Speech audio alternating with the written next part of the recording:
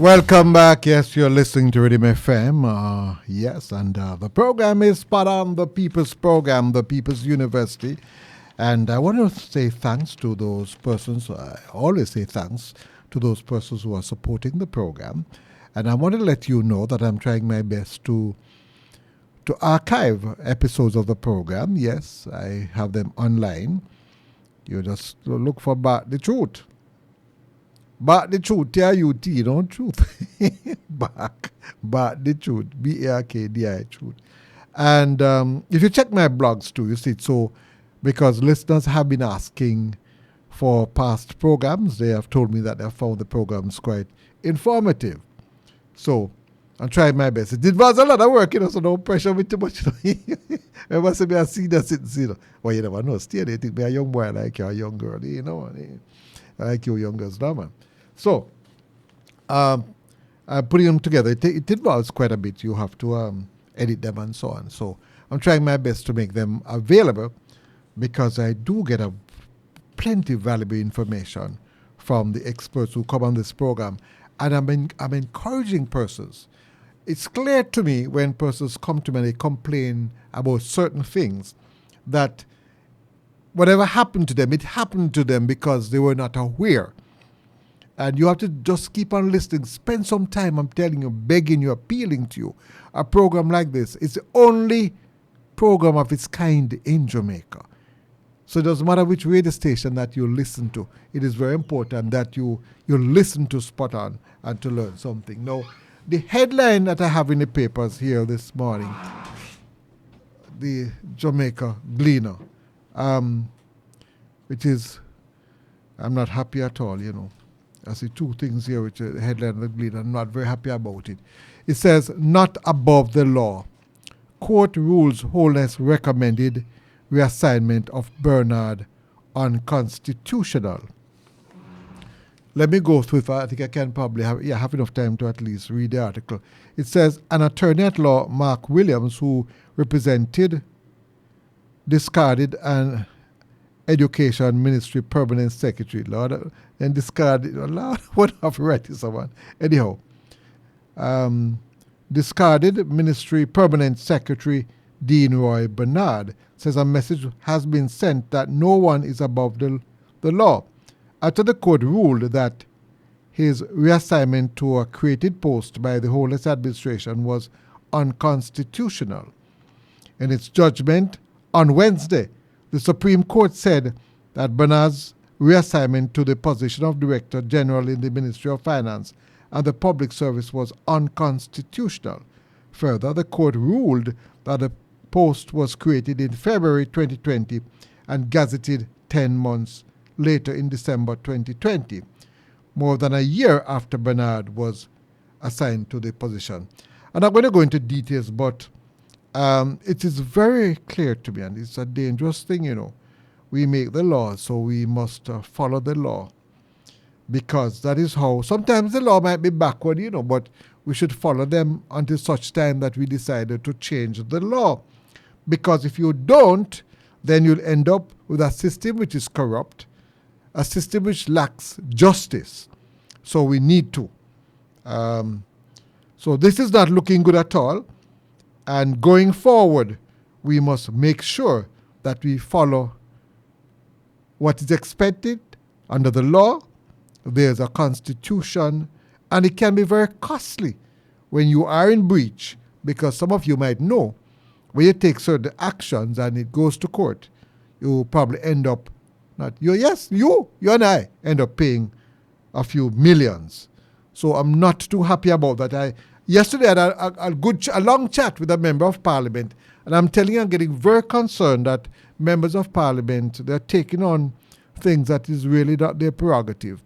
And they really don't have a choice now because the nation is pushing them towards that. So members of parliament, they have to find food and clothes for the picnic, them, and I'll do enough for them picnic. They have to find money for the funeral.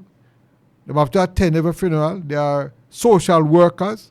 And of course, when you have to carry out those functions, if you look after one person, it will be said, and it can be said, that you're biased. And not only will it be said that you're biased, it creates friction within constituencies and communities. You must help, but I think that we need to look at what our members of parliament are doing now. Your main role is to be legislator. That is your role.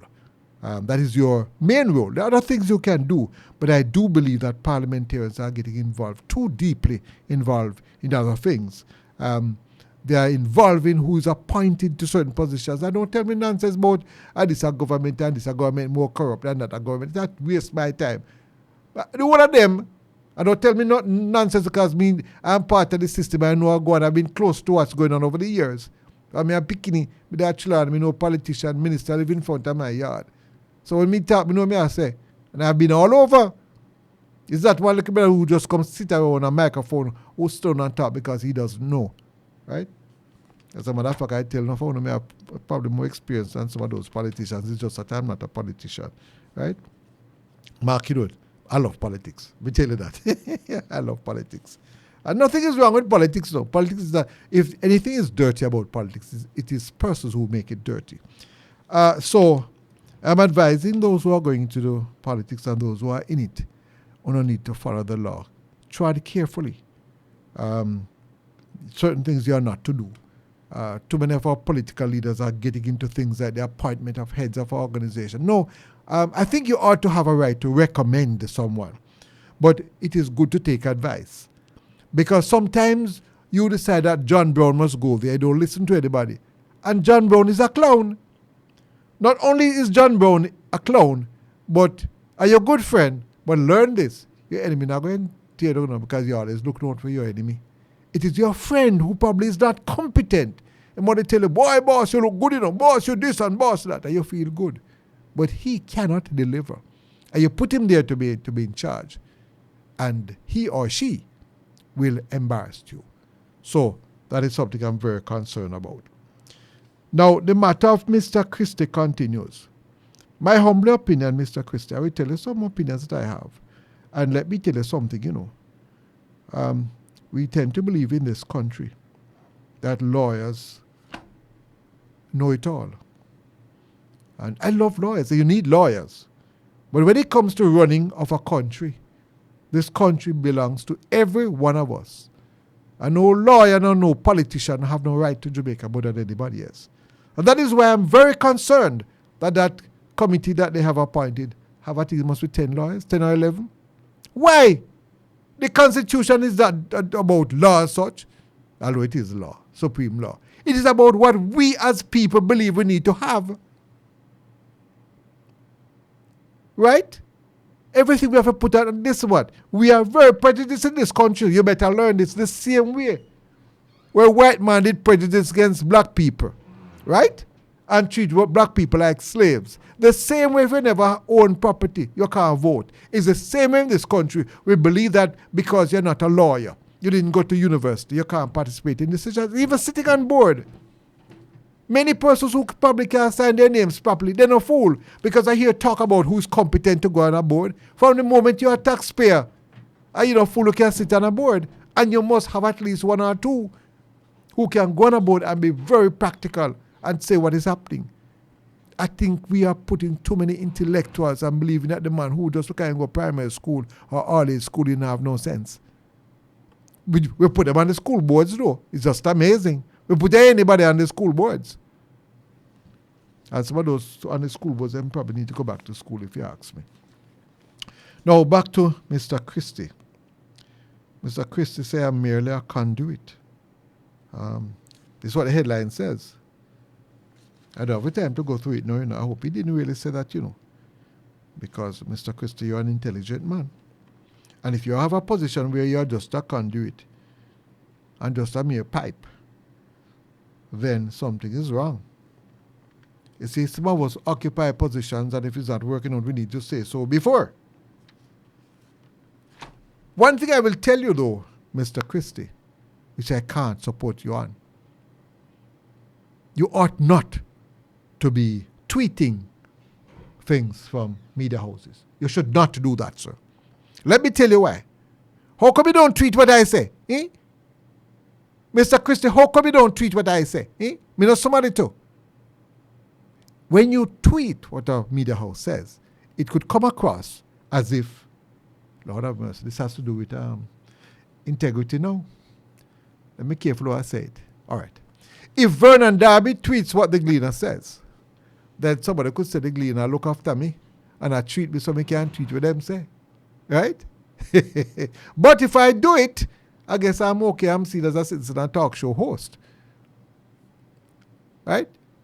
And if I tweet what the artist says and the artist is a criminal, then I'm sure the owners of this company will not want to associate with me, because it will be said that I'm tweeting something that is being was posted by a criminal. You get the point? So, uno say uno a lawyer, uno has sense. But sometimes uno not thinking. No man. So, we should in future not tweet. Any public servant as such, do not tweet things in papers unless it has to do with something you have said. You can tweet probably in your private capacity, but you do not tweet it because the government never given you authority to tweet it. And even official articles are for information basis. You have to be careful how you associate with the information, because the information could be wrong. In any case, why are you taking it on yourself to tweet an article? You know how work for do. You know how work for do. You know how not necessary do. Make other persons tweet it. Mr. Christie, you should not have done that. And guess what? Everybody I call about apologize. Now say you must pack your bags and go, you know. You never reach that stage yet. But I am telling you something. You need to apologize for all those tweets. And if you do it 20, 40, 100 times in the past, it is wrong. Don't do it again. Because one paper can say you tweet that the paper, but you don't tweet the other paper.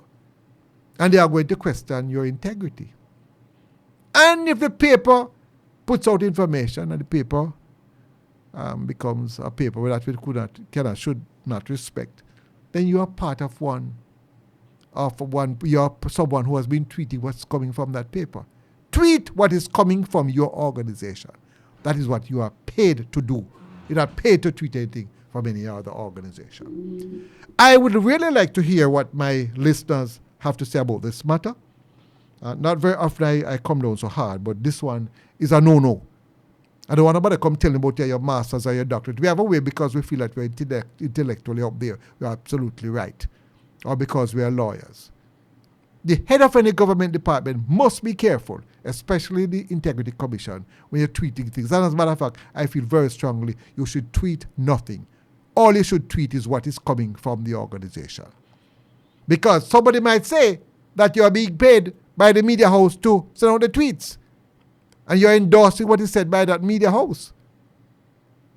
Who tell you that any government department, especially the Integrity Commission, should be endorsing any private sector organization? Why when I don't remember nobody retweet anything that me put out. Eh? So I mean somebody too. Listen man, stop telling me nonsense. And don't do it again. I tell you, I probably have reasons why I'm holding back. I say don't pack your bags and go. But if you don't realize what you're doing is wrong, or that you shouldn't do it, then we need to think about that.